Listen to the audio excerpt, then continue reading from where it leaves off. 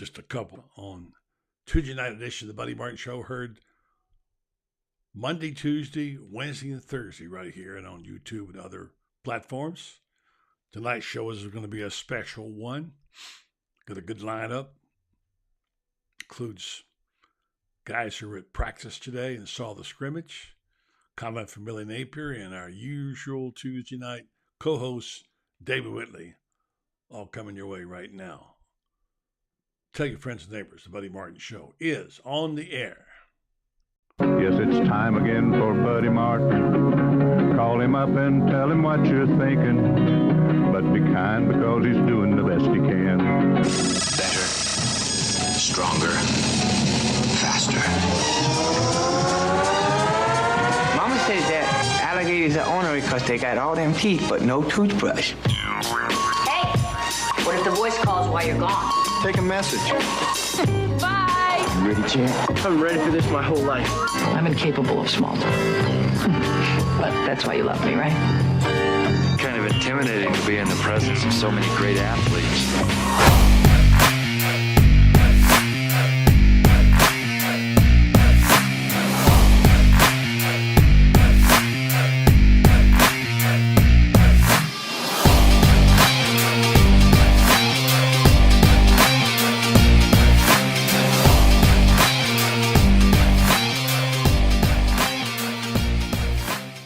Good evening and welcome to the program. It's good to be with you tonight.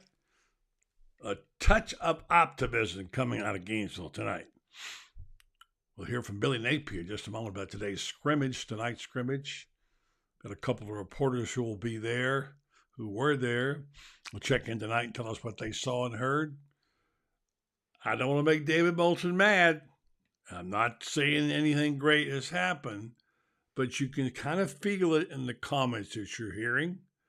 I'll be anxious to hear from Kyle Curtis, who was at the press conference, and also Lauren Meadows was at the scrimmage and at the press conference, and like to hear what they had to say about what the atmosphere was like, because it looked and felt and sounded like a little something may be kind of rolling. But we'll see. You can judge for yourself based on the comments that you hear tonight. David Whitley will be along in a moment. Before I talk, he just got a computer issue. I want to say, first and foremost, happy birthday to my good pal, Kaki Mulkey.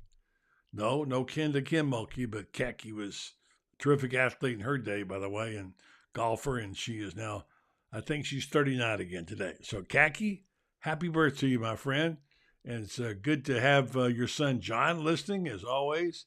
And know you're disappointed because your Gator baseball team didn't play tonight, and you're angry about that on your birthday. But hey, hang in there, and happy birthday to you, Kaki. Here's a little bit of applause for you, all right?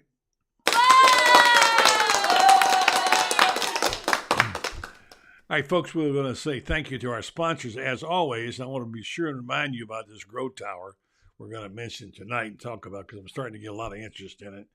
It's something you should know about if you like fresh food, and I've talked about it a lot. I'm just going to show you a picture right now. Come back to it later. That's my Grow Tower. That goes all kind of veggies, and it's and there you see some of the leaves on it. I can go up and pick them, make a salad. Got a couple of dishes I'll show you that I made, and you can actually have one of these and work out a deal, I'm sure. I'll tell you, go to buddytowers.com, and I'll tell you more about it as we go along. So the folks out there at Grow Towers, it's really spreading fast. People love having their own veggies inside or outside.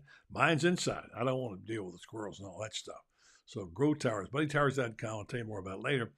And also, thank you to TitanMR.com for sponsoring our Tuesday night show, and Shane Matthews on a Monday. Let's hear from them. Things have certainly got a little out of hand lately when it comes to just buying our everyday necessities. Just look at gas, streaming services, and heck, even chicken wings. Well, there is one necessity that shouldn't cost a ton: taking care of yourself and helping fix all the aches and pains in life. And the fine folks at Titan MRI agree. With costs a fraction of what you'd pay at a hospital, you'll not only save money, you'll be taken care of by staff with over 20 years experience. So when you need an MRI, call Titan first, and you can go where your doctors send their families. Now offering CAT scans. All right, Jeff Cardozo, we didn't hear you on baseball tonight because it was rain in Jacksonville. The FSU Florida game moved to May 5th. So mark that down, remember it. So we'll remind you of that. And also, as I said, I think there's a little tinge of something going on based on the interviews we've heard. And I'm going to get David Whitley on here. Let me just play this little quick bite real fast from Billy. I'm not sure whether David was there today or not, but this is something I want you to hear about what he says about the size and speed of this team. Listen to this. I mean, there's a lot of size been added on the lines. Are you guys, how would you characterize the size of this team up front on both sides? And also, are you getting kind of to your vision there? Yeah, no, we've certainly, I mean, there's no question. Height, length, verified speed. There's 27 new players out there. I wouldn't trade any of them. You know, I think we get a lot of credit to our, you know, there's a lot of people working together as a team in the evaluation process. We like to say subjective evaluation, team recruitment, and certainly that's what it took to get them here. And I think he said subjective and objective, and later on, Edgar, I believe it was Edgar, or Mark Long, one of the two, caught him and said, "You mean objective?" And he said, "Yes." Let's go to the Orange and Blue Room right now and talk to our good friend, who is himself a Gator Bait subscriber, David Whitley, who's always with us on Tuesday. David, good evening to you, my friend. Nice to see you again. Thank you. I am a loyal subscriber, and I recommend it to everybody. Well, thank you, my friend. And I recommend you read David's stuff, too. And, David, I don't know how much you've been paying attention to the all the stuff. You had so much going on with the tournament and what have you. But it sounded like to me, and I've heard the whole interview, and it sounded like to me tonight, and the coaches I heard talking, and some of the media, that things are looking up a little bit for Billy Napier, despite the incident he had with, is it Mascusa, that how you pronounce his name? I hear it's like bazooka, but Mazuka. Mazuka, okay. Well, anyway, he had an injury, and Billy talked about that tonight. I've got a bite later on. I'll play, and he talked about how, you know, it's a torn labrum. I guess he didn't say that, and he said it's an injury he had from before. Now, they're counting on him. We're counting on him, I think, to start at left guard, but we'll see. But other than that, he has not left the team, as first reported, and he deleted that tweet, and he's in the house, and he's going to rehab, and they haven't said anything, but it sounds like he's back in the program. So what you're hearing, David? Yeah, I think he came in, and I think he was frustrated because of the injury, and it's held him back. I don't think he was playing as well as he thought out there. And gosh, the kid escapes me who's behind him, but I think he was being pushed for that job too. And so I think, you know how it is, you know, with Twitter, what you used to have to sit there and sleep on and decide, now it's instantaneous and it's out there. So, you know, maybe in a moment of rashness, he says, you know, I think I need to just, you know, pull up anchor and go somewhere else. And then he got to thinking about it, and people talked to him, and he's now reconsidered. You know, in the old days, it probably never would have gotten out, or, you know, but now, you know, everybody has an access to a phone, and then boom, there you go. Who needs the press? I got their own media. What the heck? Yeah. So, I mean, I think that the things that are frustrating, you know, he realized they're still going wherever he's going to go. He's still going to get frustrated by it, and I think it gets back to that injury, and he just, you know, and you know, I don't know if as you said, they haven't specified what it is, but you do hear it's a torn labrum, and it's the kind of thing that, you know, that depending on the severity, you could play through it, or you could, you know, just you may need surgery. But, you know, that would, you know, that wouldn't take him out of the come fall, but it would certainly inhibit his preparation. And, you know, you can't lift weights for weeks and stuff like that. So they're probably deciding what to do on that end and how to approach this injury. But it does sound like he's back in the fold. And, you know, based on the hype when they got him and what you're hearing, yeah, I mean, he was, you know, one of the main guys they bought in, one of the stalwarts on that offensive line, or at least they thought he would be. Yes, and he talked about the physicality today of the scrimmage. He said there's a lot of good, some bad, but he liked the physicality. And you've got to remember, they haven't been able to knock heads very much, and now I guess they would like to. They obviously are hearing that. So, Yeah. So for those, Jerry, for you checking your audio, it's not us, it's you. The audio is fine, says Robert Turner. So good evening, by the way, to all you folks here who are here to see David tonight. Talk to David tonight. Got any questions for David Whitley? You can fire them up here. Becky Smith Carlisle first in the house, won the pole position. Good evening to Toby C. Perimeter. He's here with the trivia, which we'll have later on with Lauren. And we got lots to go with David. And well, David, yeah. Before we get to basketball, what little notes are you picking up about this football team, or have you heard anything?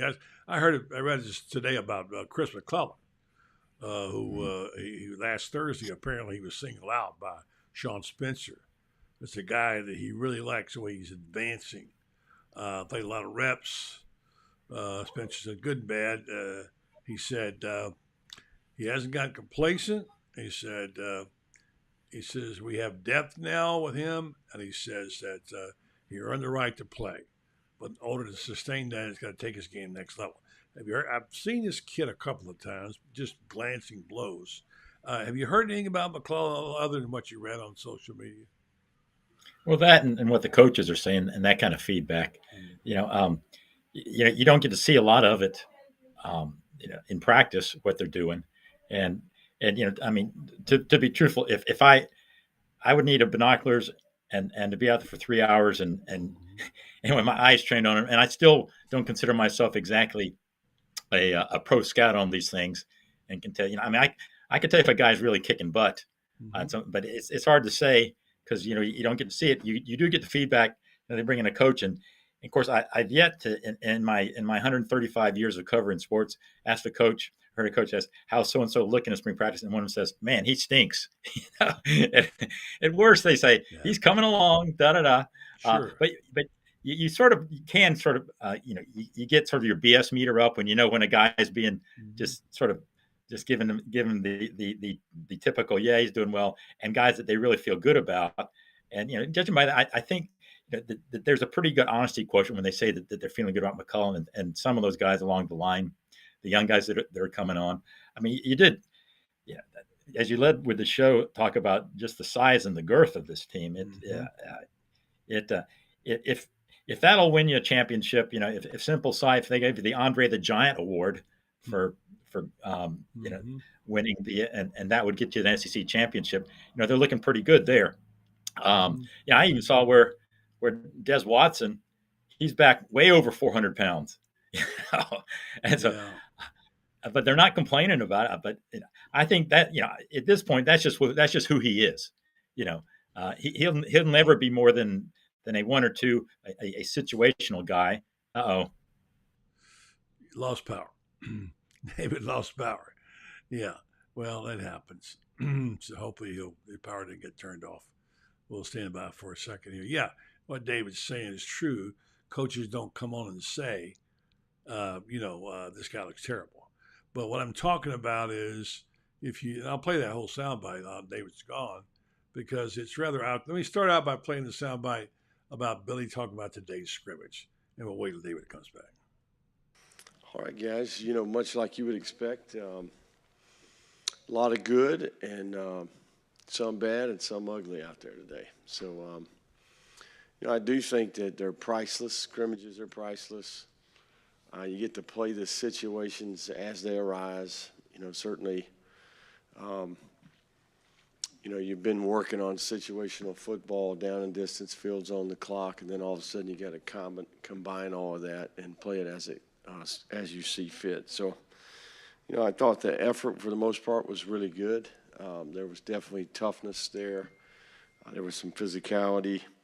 The challenge in these scrimmages is to go play with the basic fundamentals. You've been taught a set of techniques. You've been taught a set of fundamentals. Block, tackle, throw, catch. Communication becomes really important because you take the coaches out of the equation and put them on the sideline.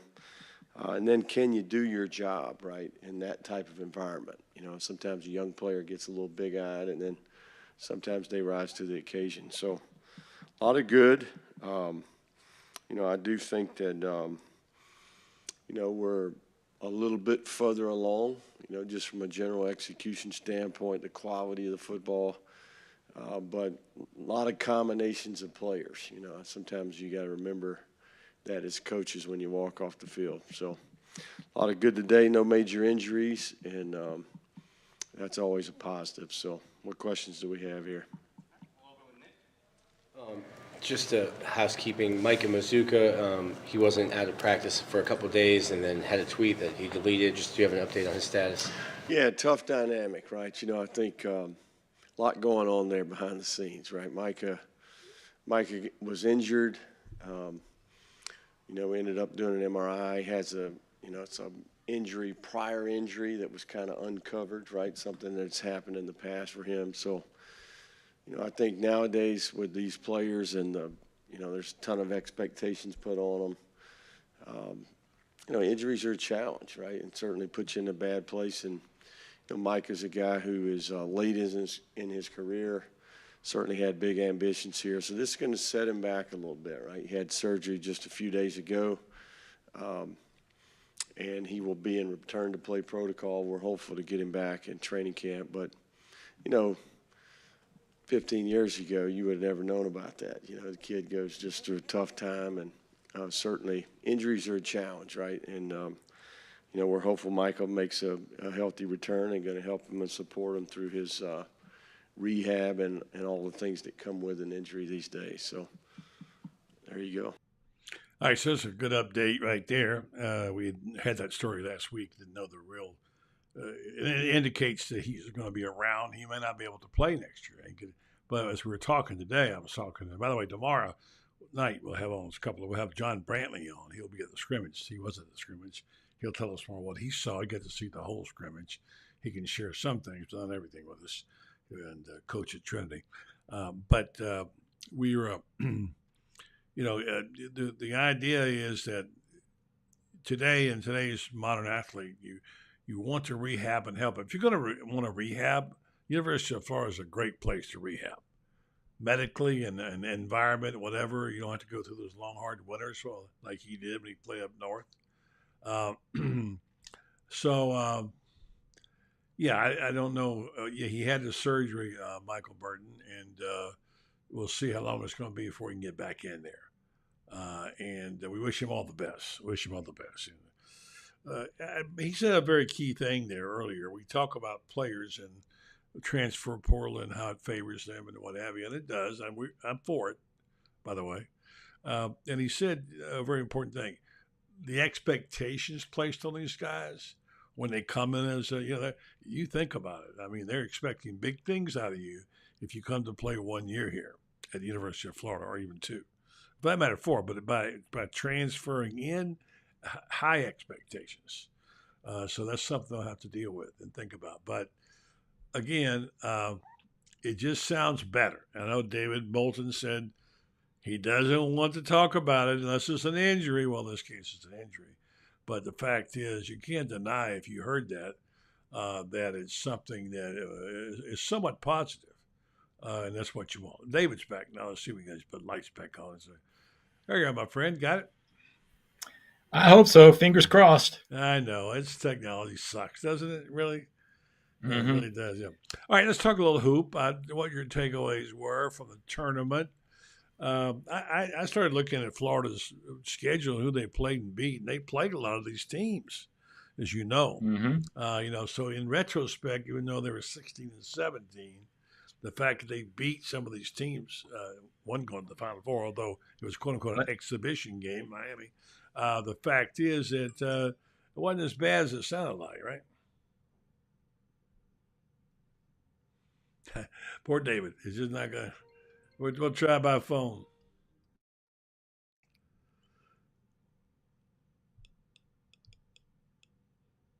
Looks like the old bugaboo has got you tonight, so we'll just do the old-fashioned way on the phone.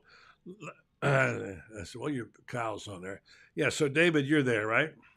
Yeah. Let's finish up the thought about basketball and what you saw and thought, who your favorite Cinderella story is. I mean, you got a bunch of them. And what your takeaway was. We heard a lot of things like The ratings are going to be terrible. I remember when Florida Atlantic beat the Gators. I thought, boy, this program has sunk to a new low. They got beat by Florida Atlantic. And now you're looking at a Final Four team. Yeah. I tend to think that prognostication about the ratings may be right because, I heard somebody saying this, and it seems true. Like people love upsets and Cinderellas for like the first round, that first round of 64. They like that, but the farther you go along, the more they like familiarity and the big dogs, and when you throw out a name that is instantly recognizable, and you have like you throw out Duke. Everybody has an opinion about Duke. Throw out Kentucky, or although Kentucky hadn't been far in a long time, but name brands. The farther along you go, the more they want. And I like a Cinderella too, but I think that it's almost like I wish there was a one Cinderella limit for the Final Four. But now you can make a good argument. Certainly, FAU and San Diego State are Class A Cinderellas. Miami, they're not quite a Cinderella, but nobody expected them to be there. I mean, they've been to the Elite Eight and stuff like that, and UConn is a quasi just because they were a fourth seed, but I think nobody would have been shocked to see them make a run in the NCAA tournament like they've done. And now, the fact that they're a prohibitive favorite shows how what they think of the rest of this. I think it's a little bit too much Cinderella for me, frankly. But that said, man, I would love to see FAU win. Just because, holy smokes, you talk about the mob and being a made man, that would make FAU a made program for eternity. Saying, we're in that. I mean, heck, they're already halfway there, just getting to the Elite Eight. Right. And it's the kind of thing that it's not really a rival to anybody except I guess FIU. FIU fans must be dying with what this is going on because it's sort of like that was compare when you say one, people automatically, a lot of people just say which is it, FIU. But I mean, other than that, I can see Gator fans are sort of holding their nose. Yeah, they're holding their noses at the thought of Miami winning because obviously UF has a long history with Miami, but it's like FAU is just like the lovable little redheaded stepchild. But if they do win, I think everybody can be happy for them. Kind of like Florida Gulf Coast a few years ago, right? And they're the Cinderella then. Dusty May, who obviously coached here. The story I read about him was, and I talked about it last night, is that he took the job down there, and then he saw the facilities. He called back and talked to Miller and said, I just committed suicide in my career. This is awful. He wanted to quit right then before he coached the game, and he didn't. What a job he's done with that. And the real Darth Vader story in this is John Ruiz, the guy, life wallet guy, billionaire from Miami. And his money were the ones who helped those Miami basketball players stay on. It worked for them. But give them credit. It was a system. They did it. And they're, like I said the other day, that great bastion of college basketball, South Florida, has two teams in the Final Four, David. The odds of that have got to be in the trillions to one. Yeah. If you'd have thrown out to anybody in humanity saying, the two Florida teams will make the Final Four, at first they would look at you crazy, and then you say, well, it's got, it'd be Florida and Florida State. Florida State, or maybe Miami, but FA, it's just a head scratcher. You're right about Ruiz, although he is hardly the only one who's paid for players. Everybody does it. It's just that he just does it more openly and more flamboyantly. And with more brashness than anybody else, and you don't see any other NIL or any other Daddy Warbucks type with a Twitter account sort of acting like just Joe fan, because most Joe fans don't have $1 billion to throw around. He does, and it grates people. But as you said, give it credit because they wouldn't be there now without him. I mean, it was. The fact that he was, I sort of admire the transparency when they came out and he said, "All right, I signed." Was it Nigel Pack, the kid from key guy, one of the key guards. 2 years, $800,000, and of course it was sort of funny that that hacked off the kid who was there, Wong, who was just getting 100K, and he wanted to renegotiate, and I mean it was sort of comical, but but the fact that it also was totally legal under NIL right now, because they were working for LifeWallet. So so are like every decent player on that team. They are LifeWallet employees, and Frank, I had to look up really what LifeWallet is. Yeah, I know. And it recovers Medicaid fraud fraud claims. I'm thinking, I'm sure Isaiah Wong and they spent a lot of time gumshoeing around looking for Medicaid fraud in the last 6 months. Yeah, boy. Yeah, it's clearly what it is. Well, I mean, it's legal. So there you go. Let's just say, much as we'd like for it not to be, as much as we dislike Miami, the fact is they game the system, and they were supposed to use this as an inducement, but we all know that they did. So we have that to live with. That's what it is. So, thing is that poor Todd Golden didn't have that bad a year, but they just fell apart for a long period of time, and couldn't get it back going. So what do you think of the fact that there are no top seeds in this event? No number ones. They're going along. There are twos, and I think the highest seed is 4, I believe. And then on top of that, not one single McDonald's All-American is in the tournament, the Final Four. Not one. Yeah, that's a little surprising, but then again, you look at who's there, and they're not the kind of schools that, other than maybe UConn, that McDonald's All-Americans go to. Right. It's the guy, and I think this year it may be a little bit of an anomaly because of the COVID year, and you have a lot of not just fourth-year guys, but fifth-year guys. And we've seen recently, as the tournament has evolved over the last few years, how just the teams that have that continuity, the longer you go in the tournament, I think the key word there is team. The guys who've been around and know how to play. And I mean, look at the San Diego State. A lot of those guys have been in the program a long time, and between that and of course the transfer portal, and they used to say, like Rome wasn't built in a day when it comes to these programs. Well, now, Rome can be built in a year, and especially with basketball. Yeah.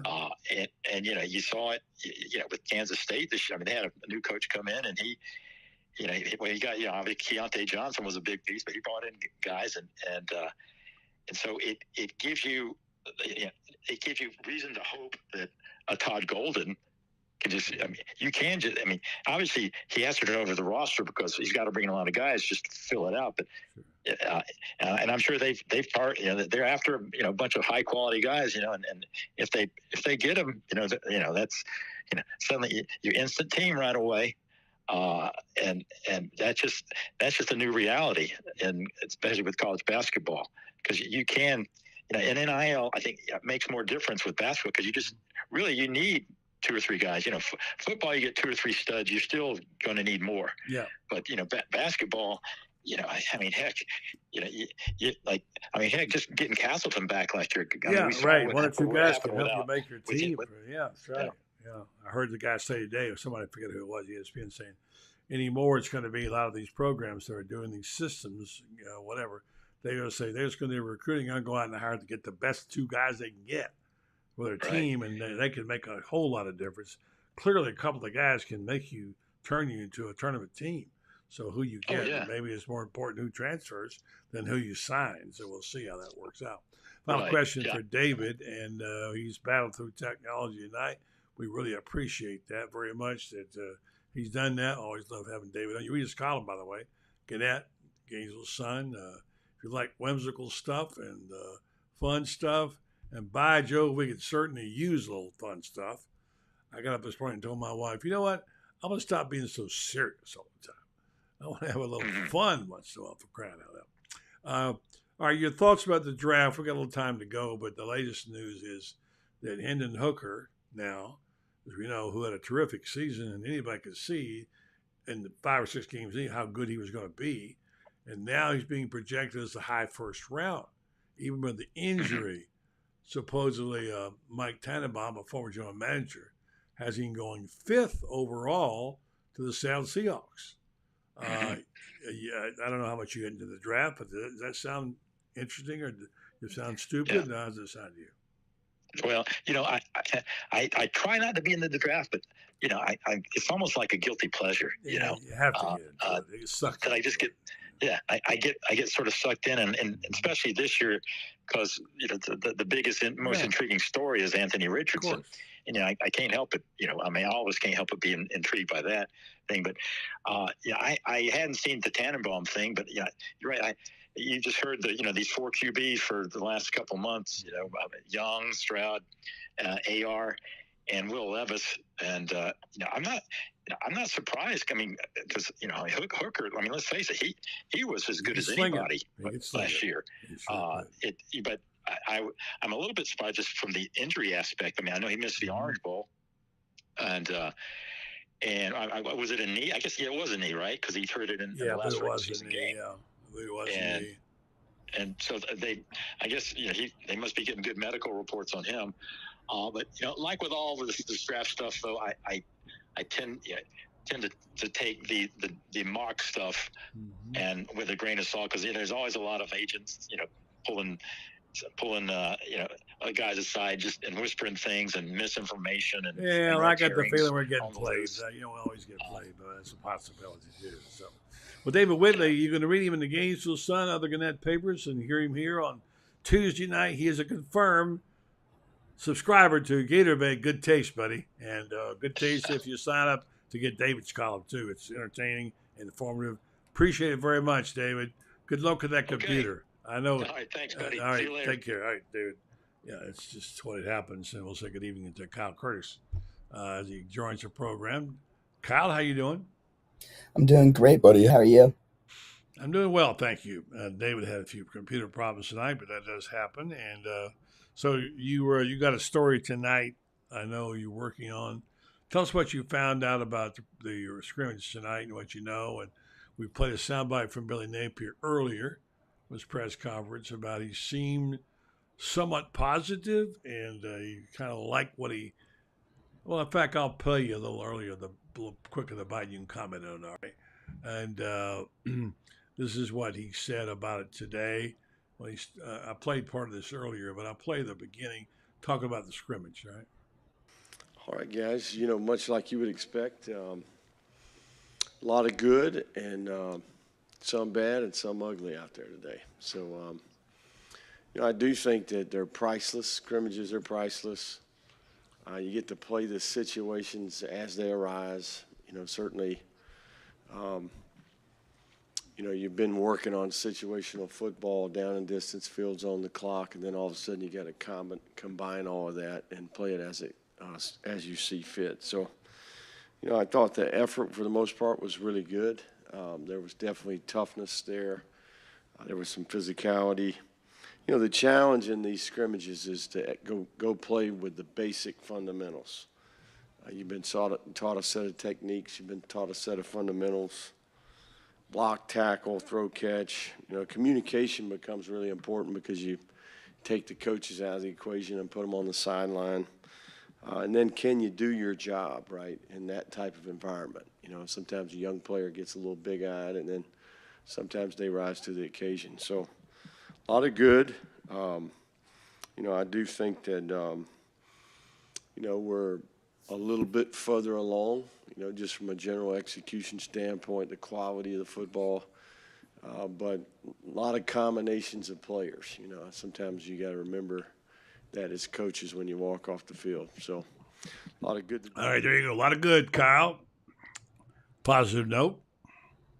A lot of positive notes. I was able to talk to, a few people around the program after, the scrimmage today. And who'd you talk to? He said, I was able to talk to Ethan Pouncey, Trey Smack, a few guys who have been around the program. Pouncey's been obviously coming back from an injury, and then Trey Smack is in the middle of the kicking competition, and they've been bouncing back and forth between him and Mahalik for, the number one kicking spot. But other than that, I think from what the vibe was around the scrimmage was, schematically they might have been a little rusty, missing an assignment here or there, and maybe a little sloppy. But I think that what Billy Napier was looking for was more so just the effort and being out there and being able to be in pads and get after it. But from what I heard, the running backs really stood out today. The new transfer from Tulane, Cameron Carroll, really looked explosive. Trayon Webb, the freshman, the very highly recruited 4-star running back, looked very good. And then I believe the 40 Gator Twitter posted a video of Ada Mazzell catching a touchdown from Max Brown on a very nice touchdown pass. So that's always nice to see. Ada Mazzell and Andy Jean have been, gathering a lot of attention here in the early weeks of spring practice. So I saw, and we'll bring Lauren in here. I saw a lot of video today, Andy Jean keeps catching my eye. On every video I see of him, he looks like he belongs out there. His gait, his posture, way he runs his routes, his confidence. Hearing good things about him. I'd hate to make a judgment on the guy before I actually see him. But I'm liking what I'm hearing, and I think there's a buzz about Andy Jean, don't you? Yeah, and Lauren, obviously being a wide receivers guy, would know a lot more than me. But even just walking past Lauren the other day, I'm looking at him like this guy is the guy right now. I mean, the way he's breaking off his routes, he doesn't look like he should be a senior in high school right now. And the fact that he's able to get here and play against Jason Marshall, play against these guys who are NFL bound, and being able to get that experience this early is only going to pay dividends in the long run. But from what I've heard, he's the full package. He's able to run the routes. He's a big physical guy, and I think that he's going to be an immediate impact guy. Let's go to Lauren. If he can turn his audio down a little bit, we want to get that feedback, I think, and I think it's coming from there. And talk to Coach Meadows, who was at practice today, and also at the press conference, and as you say, coach wide receivers. And Lauren, did you get a chance to look at Andy Jean? I didn't get to look at him today, but I have gotten to get a look at him at some of the other practices. And if you remember, Andy Jean and I kind of had a conversation actually as Florida State was trying to flip him last November underneath Doak Campbell Stadium, and he kind of just struck me as a very mature young man, good head on his shoulders, and from what I've seen, in practice and things like that, like everybody says, very polished, seems to understand what's going on, catches the ball extremely well, and I think that I had a discussion with one of our colleagues in the media.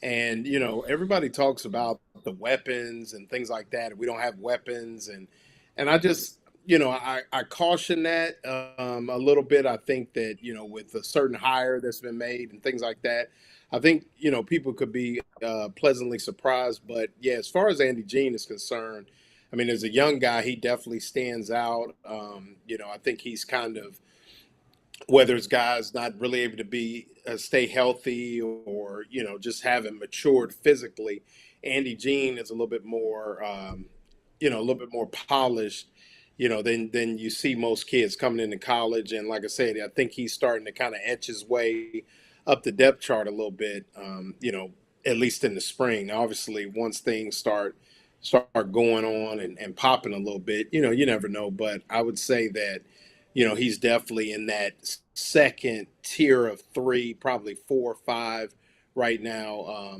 as far as the receivers are concerned. And, I think he could, definitely the way that Billy Gonzalez likes to rotate guys, could definitely see some meaningful playing time for sure. Lauren, Bob Costas did television for 35, 40 years. He sat on a phone book to be higher. I think you're shrinking. I think, you know what I mean? You're not 5'2", okay? Just so people know. Yeah, I'm a leaner. I'm sorry, I'm a leaner. I got the swivel chair. You get down that hole, we can't get you out of there, buddy. We worried about you. But no, Kyle's got a story, and I want you to comment on this, Kyle, and then Lauren. A lot of people get excited about this. the draft coming up. Pro Day is Thursday. And you got a story posted now, Kyle, about the excitement of the things that will happen. There are other players who are out there, despite the fact that we're watching Anthony Richardson, and you had a list of them and whatever. And you want to talk about that story for a second, Kyle, and some of the players that you mentioned? Yeah. So obviously Pro Day coming up Thursday. I'm super excited. But the headlines, obviously, Anthony Richardson with all of the buzz. I don't even know if there's been another player getting more pre-draft buzz. Beforehand, I wouldn't expect him to be doing, the 40s and the verticals and everything that he just smashed at the combine. But, he is expected to throw it at his guys such as Justin Shorter and Jordan Pouncey and some of his other wide receivers who, he's used to practicing with and doing that kind of stuff. And then I think another, storyline that's kind of being thrown under the being overshadowed maybe a little bit by Anthony Richardson is Brenton Cox is coming back to the facility for the first time since his dismissal from the team in the middle of the season. And that's a guy, he got dismissed from the team and said that he was declaring for the draft right there, right then. And so that'll be his first time back in the facility. And among those, Amari Burney, Brenton Cox, Jervon Dexter, Trey Dean, Richie Garage, and Ventrell Miller. Ventrell Miller won't be able to participate due to his foot surgery, but I think he will still be there to be able to, talk to GMs or coaches, scouts, whatever it may be. So, but yeah, just wrote that article. You guys should check it out. Lauren, what are you hearing?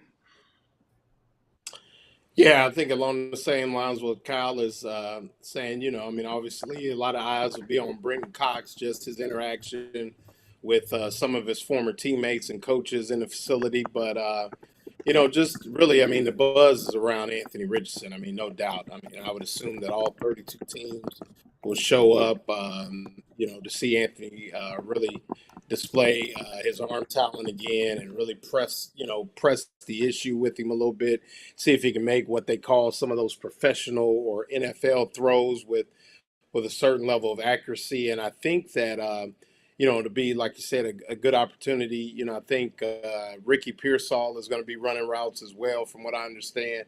So that'll be kind of a precursor for him to kind of introduce himself to NFL scouts as well. So, it's just one of those things. But, intriguing to me is Justin Shorter. And I say that because, if you remember, Justin Shorter coming out of high school was the number one receiver in his class. And, I'm interested to see what, if you really look, he started to come on and really start to make some plays here and there. Had some issues staying healthy last year, but you look at his size. Ran extremely well at the combine for a guy his size, and I think that he has an opportunity to really maybe elevate himself. Obviously, throwing with the quarterback that he knows in familiar surroundings, and I think it could be very interesting for Justin Shorter. Probably a day two guy, but I look 2, 3, 4 years down the road. What type of NFL player he could possibly be. Yeah. We'll say good night to Kyle. He's got work to do. He's got to do his homework and he's got to do his stories. He's got things going on. So, Kyle, thanks, buddy. Good job. Writing some good stuff. Keep it up. All right. Thank you, guys. I'll keep you guys posted on Pro Day on Thursday. So, yeah, have a good rest of your night. Thank you, Kyle Curtis. Hope to see you there. We'll see. Yeah. Well, hope you make it too. Yeah, I want to get him. I promised I'd get him off a good time to get their work done. Yeah. So, Lauren, before we do our trivia tonight, thanks again. I'm going to talk a little bit about this. This is something Miss Marcia might be interested in. I told Franz last night I would come out when mine get full grown. I will grow him. I will cook dinner for him. And this is my little grow house. It's called It's buddingtowers.com.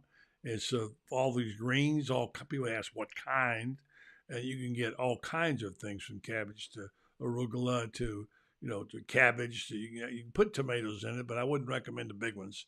And you can go right to your tower and pick your fresh veggies. And that farm to table thing that you can get and put them right on eat them fresh, the greens. So if you're interested in knowing more about that, and when I get through feeding Lauren, he's going to want one.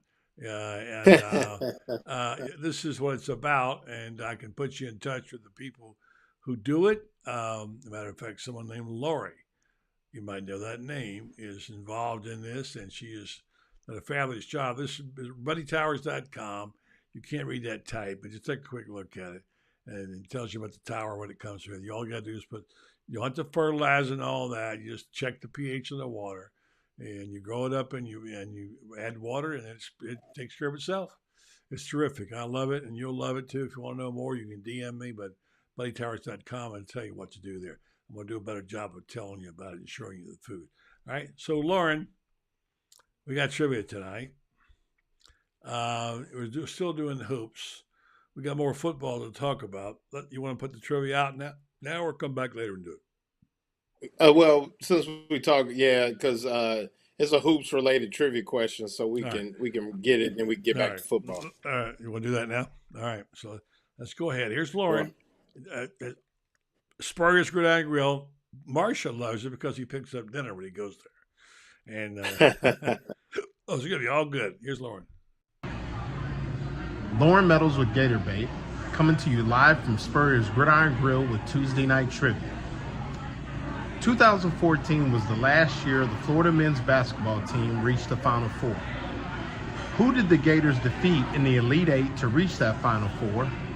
And who was the Gators' leading scorer for the season in that magical season? Be the first to answer and you'll be entered into our monthly drawing for swag and other prizes.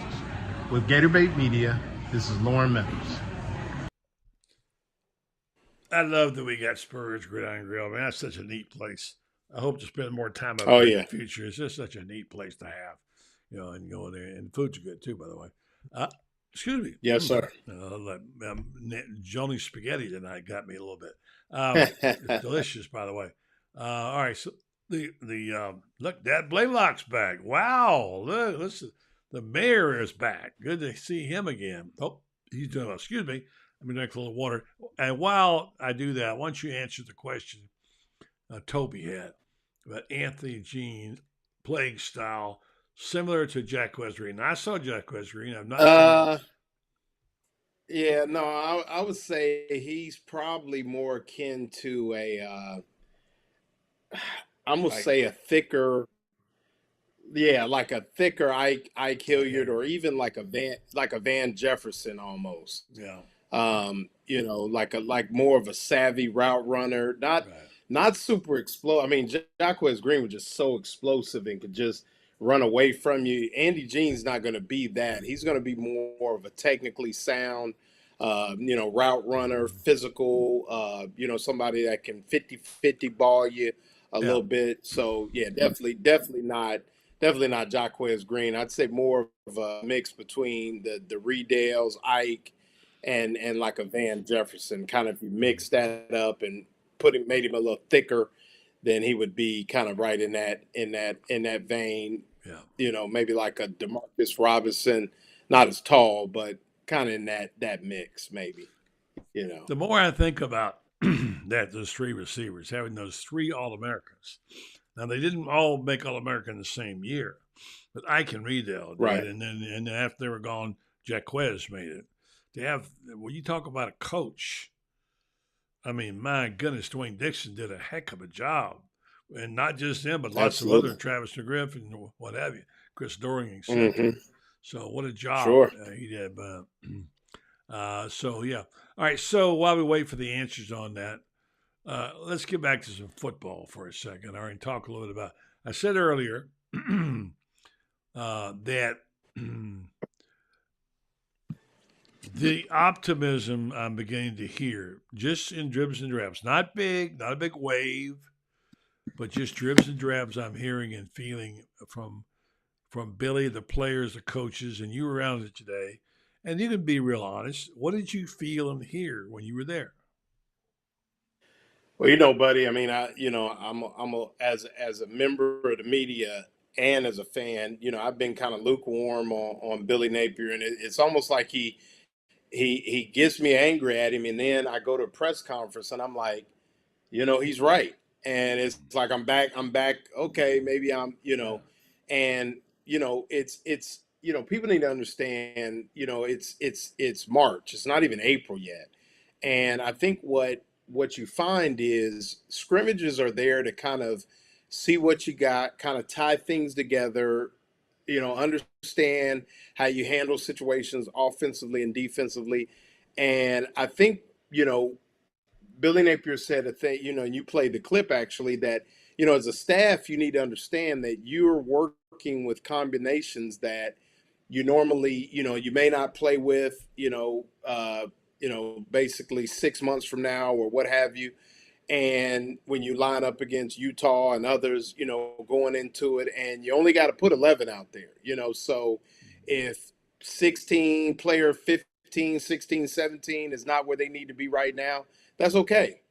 And you kind of can work yourself into a frenzy unless you focus on what you want to accomplish. And that's one thing, whether Billy Napier feels like that when he turns the lights off, but it seems like every time they go into these scrimmages, he does understand that there's going to be some good, some bad, and some ugly. Even in the fall, there's going to be some good, the bad, and the ugly. But the beautiful thing about Billy Napier, and one thing I can't disagree with him on, is the fact that it gives you opportunities to coach and things to coach up.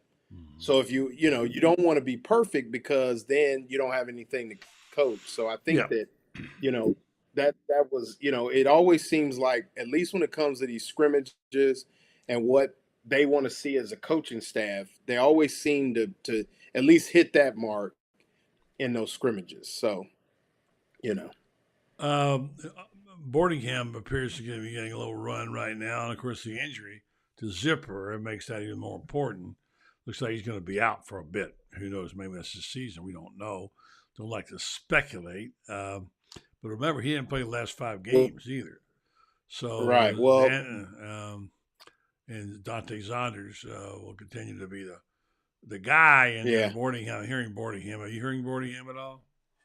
Yeah, and Billy Napier did, even though he's kind of coy with his injuries, he did pretty much say that Zipper probably is out for quite a bit. Yeah. So I would guess the season. But Boardingham is, he's kind of a hybrid type of kid.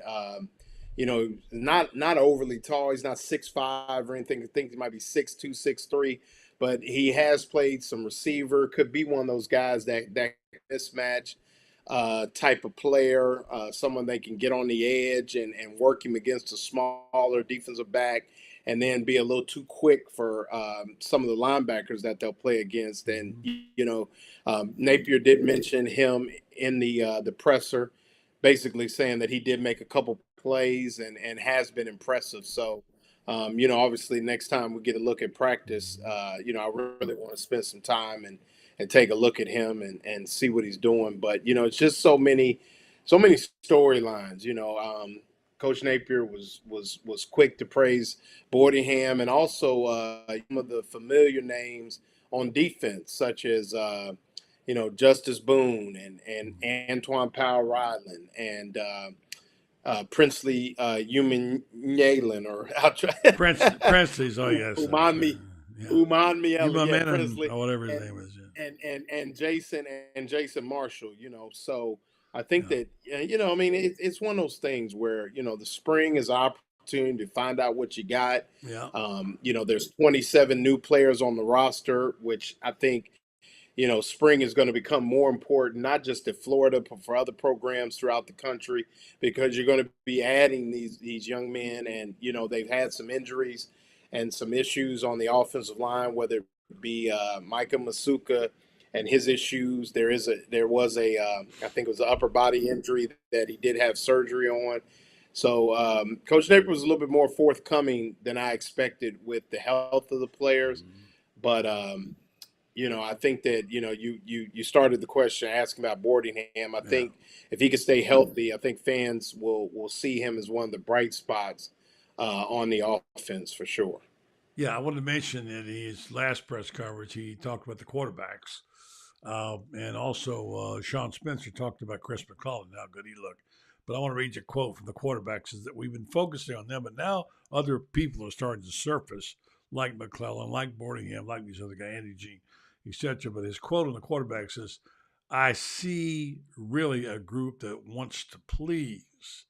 Obviously, Jack Miller, is benefiting from being in his second year, but I've been impressed with Graham's work ethic, Graham Mertz.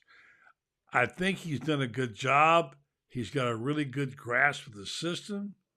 Max is obviously in year 2 as well. More importantly, just the example there, working hard to connect with the rest of the team. I'm excited that group and progress that they can make. Now, of course, he's going to say good things about it. And, of course, we don't know till they're under fire, but it seems like he's somewhat pleased. Yeah, I think so. And no coach is going to outwardly, the first rule in coaching quarterbacks is you never, undress your quarterback in public, nor do you say really anything bad about him in public. And you see some of the coaches that have failed at that, probably failed at their jobs too a little bit. Cue Mike Ditka, and even Belichick in some regard. That's why Brady ended up in Tampa. But my point is, I think that, he's pleased, and you want to hope that your quarterbacks are grasping the offense. From all intents and purposes, I hear that Graham Mertz hit the ground running with film study, things like that. Obviously, he's been in the system, at a high level, played at Wisconsin. Wisconsin isn't a slouch program and things like that. So I think he understands what it takes to play Division I college quarterback or quarterback really at the next level in any regard, because Division III quarterbacks work just as hard. But just picking up things and Jack Miller's carrying himself with a confidence. I was actually going into the Hefner, and both quarterbacks were on a golf cart headed to the Hefner. One of the staff was taking them, and the cool thing was they seemed to be smiling at one another, having a good time. Yeah. And so, that's a good sign as well, that, they're getting along, and iron sharpens iron. So, whoever wins the job, they'll be the man. And hopefully, based on what I observed after practice today, that they'll be, that they'll work well with one another and help each other out. And, like I said, Napier seems to be pleased with both of them right now. I mean, obviously, no really bullets flying, and we'll see in a couple weeks what they look like, at least somewhat live, but really won't know until they march it out at Rice Eccles, on the 31st of August. Yeah, Lauren, that's all good stuff, but I'm disappointed in you. You had to say one thing about my beautiful new haircut that I got today. And you got headphones on, dude. Look at this stuff, man. You got your wigs fit. Look at that, man. Look, I cut it down short a little bit. Look at that.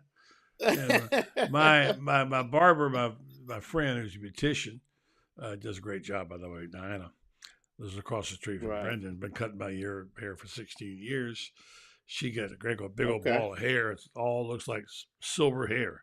Looks like Santa Claus cut his beard off there, But she cut it off today, so I'm looking good, ready to go. Now I'm up and about. And by the way, let's talk about trivia.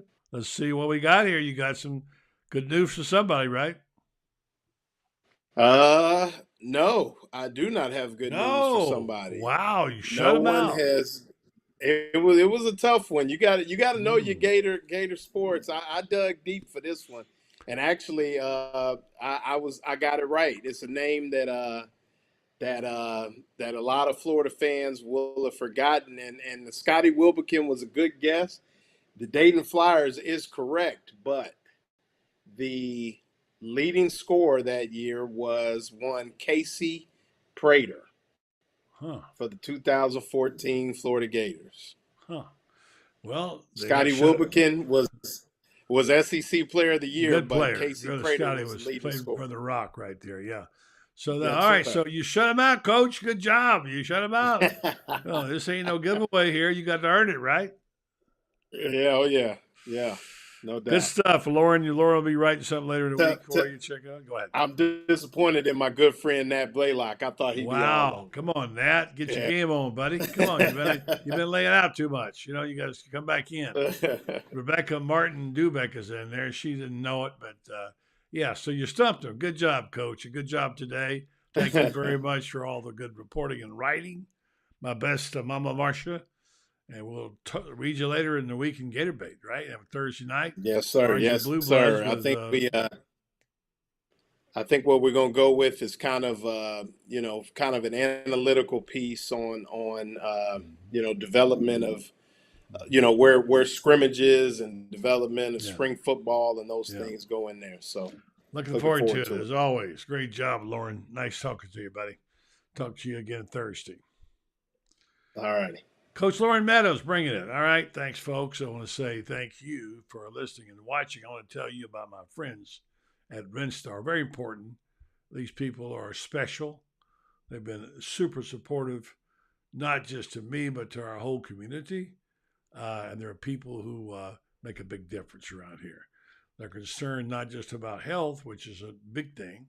They're concerned about the people in the community, the people in this area, which is why they have this super terrific, I guess I shouldn't use those words, but a proven reputation as a high quality, patient centered clinical research facility. They want you to say it just like they wrote it in the medical field and not say too much. So I'll just say it like Rinstar Medical Research brings cutting edge clinical research trials to Ocala and Central Florida on things like Alzheimer's, dementia, psoriasis, eczema, osteoarthritis, migraines, fibromyalgia, many other conditions that affect us. And they want to know more about why people in our community have these problems so they can find the solution to help treating us.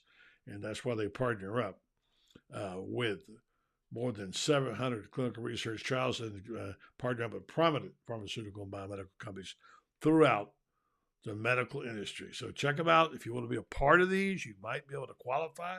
So in some cases, they pay for time and travel. Go to rinstar.net, find out the details of how you can volunteer. If you qualify, you participate in it. Rinstar Medical Research, seeking tomorrow's answers to the health questions of today. Thank you, folks, for listening and watching tonight. Thanks to our guest, David Whitley, who lost his computer but still stayed on. We got him on the phone. And to Kyle. Kyle Curtis is coming on strong as a young intern for us and writer. And, of course, Coach Lauren Meadows, our buddy. And thanks to Coach Napier for his soundbite. So you have a good evening. We'll back at you tomorrow night. We'll have Don Ruddich, one of the great officials in college basketball tomorrow night. We'll also have John Brantley, the coach who's been up in Florida and observing the Gators. And, of course, we'll have several other surprise folks for you as well right here on the program. So tune us in tomorrow night. Thanks for listening. Thanks for watching. See you tomorrow night. Same time, same station.